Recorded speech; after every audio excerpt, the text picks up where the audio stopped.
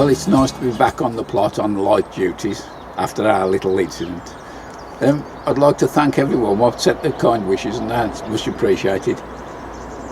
After two and a half weeks or so now, things have eased a lot, and I still can feel it a bit if I strain a bit too much, but in general I can get around the plot and do a bit of light work on there. So I'm just going to get a little walk around the plot and show you the status of play in January.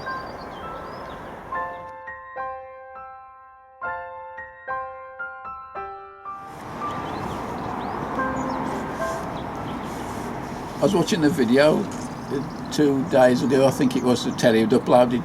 One thing he mentioned about was these carrot boxes where he put manure in the bottom, and that triggered me to remind me about these.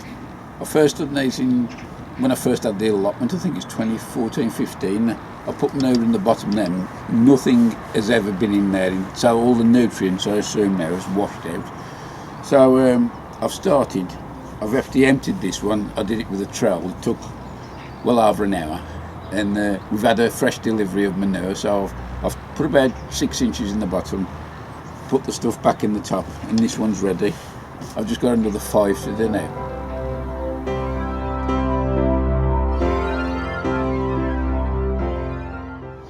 This is the garlic bed, and we've got 100% strike rate on here. I think we've got 20 elephant garlic and 32 Marco, and everyone's struck, so I'm very happy about that. I think last year we did have the garlic again, so I think this is looking like it's going to be the permanent garlic bed.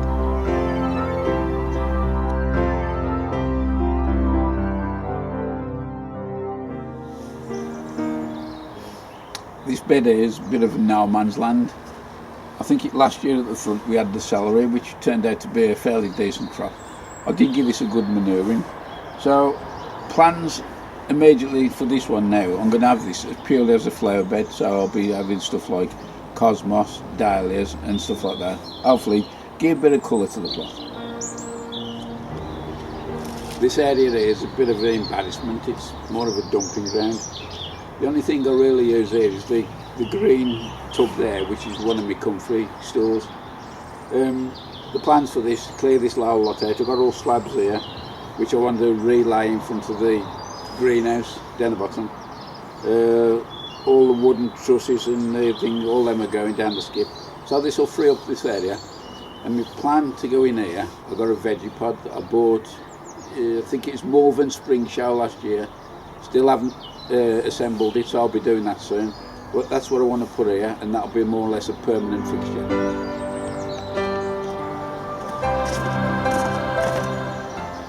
You can see the apple tree, this is the Golden Delicious, is only halfway through pruning. This was a job in progress as I had my little accident, so it's been left as it is. Hopefully within the next couple of days or so I'll be able to get up there and start thinning it out, because I really want to get the pruning done before the sap starts rising.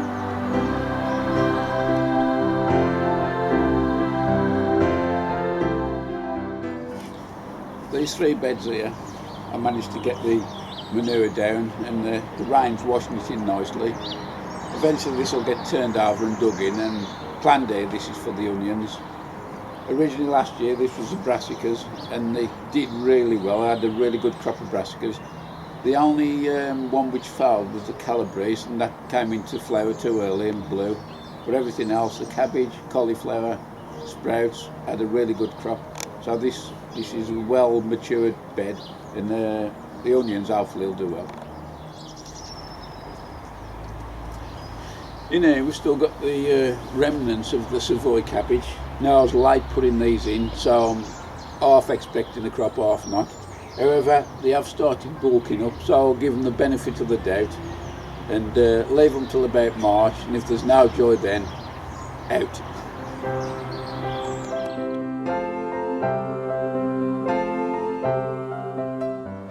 This bed here was the onion bed last year, and I had a mixed bag of results.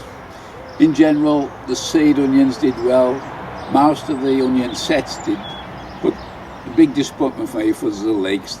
That was just complete write-off, and it was all my fault. You may recall I got wiped out by allium leaf miner, and that was purely because I didn't net them at all, but lesson learned, make sure I get them done this time.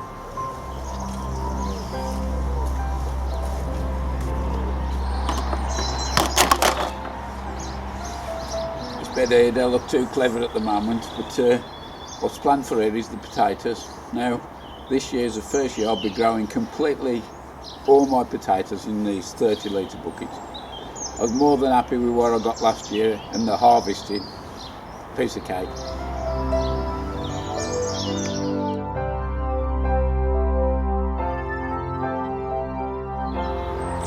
This bed here, apart from a few surface weeds as you can see, needs no messing with at all. I'll give it a good manuring last year.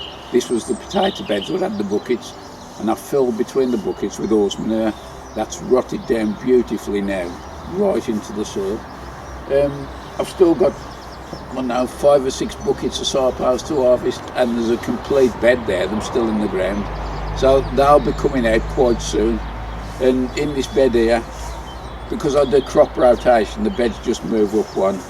I'll have parsnips, swede, probably spring onions.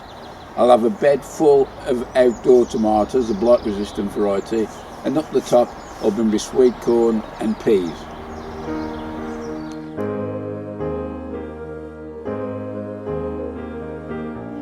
As you can see behind here, I've still got some manure which I'll spread over these 3 beds at the moment, but right in front of me I've still got probably about half a dozen parsnips in.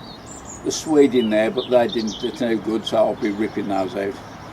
This bed here had the Crimson Crush, Mountain Magic and Furline Trials in, which went very well. So once the manure's been spread over, I can firm this down because this is where the Brassica is going to go. Under this net I've got some spring cabbage, which seems to start flexing the muscles at last. I had these covered with a cloth, if you remember from a few videos ago, and although it protected them, they seemed very slow moving. However, since I've taken it off and put this net on, they seem to be going okay, so hopefully we'll get a decent crop out of them.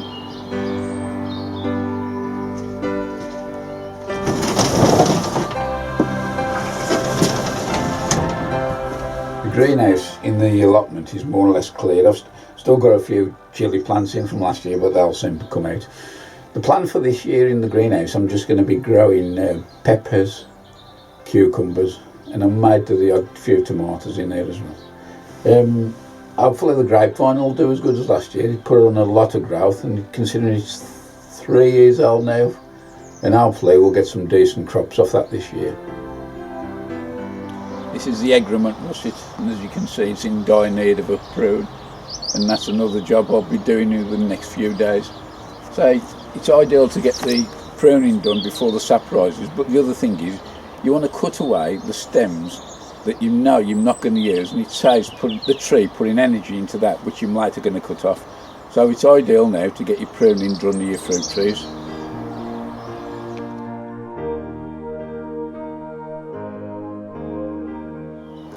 Looking at the strawberry bed, since I put these plants in, they've just outperformed themselves. It's just been amazing. Last year they'd never even lost the green colour, and most of them have still got it now.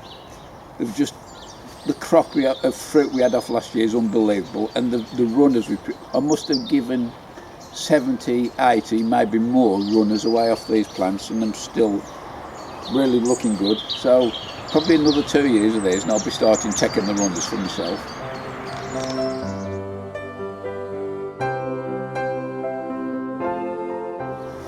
Another job I managed to get done just in time was the asparagus bed. You might remember early last year we got plagued by the mole, dug a tunnel line there, and it disturbed the crop a little bit. However, we haven't seen him since, not for a good while. So I've chopped this down, top dressed it with manure, and hopefully that'll be another good crop we're going to get this year. So that's the state of the plot for January and my growing plans for 2020. I did say, was it 2 or 3 videos ago, that I'd get Sparky out the drone and give her a tour of the plot 4 times a year. So this one will be for the what I'll call the winter, and in 3 months' time we'll do another one. It'll be nice to compare how the things mature over the weeks and months. Flyover begins travelling across the top of my plot. First views it looks a bit untidy with all that black plastic sheeting, although I can assure you underneath that the soil is in quite good condition. As soon as I've finished all my seed sowing, the covers will be coming off and I'll be giving that a light rake over.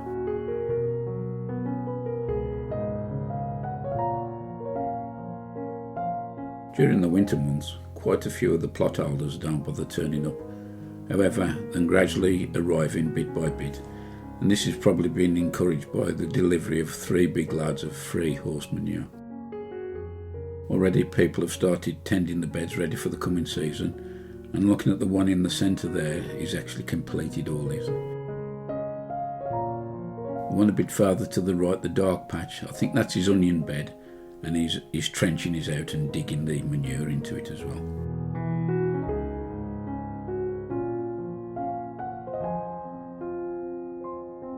Not only horse manure, but we have the opportunity of purchasing cow manure, which costs £30 and it's roughly about 6 tonne. Just in front of the garage there, as you can see, there's a load there, well, part load, because some of it has already been used as top dressing on the beds, which we'll be looking at quite shortly as we turn the corner.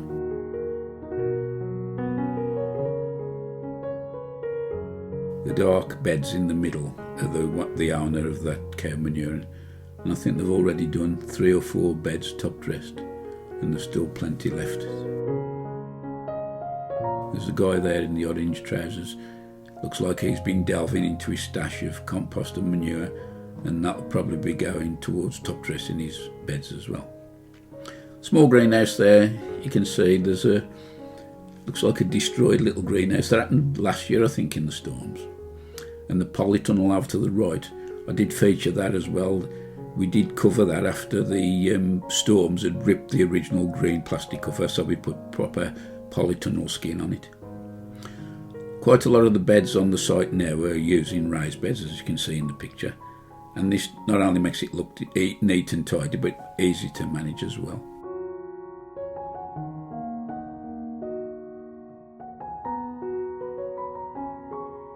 As we look from above, you can see the site isn't all that big. It's 21 plots in total, and 4 of those are divided in half plots. We have £33 for a half plot, and I think it's £55 for this coming year for a full plot. We are fortunate to have a toilet on site and with running water as well.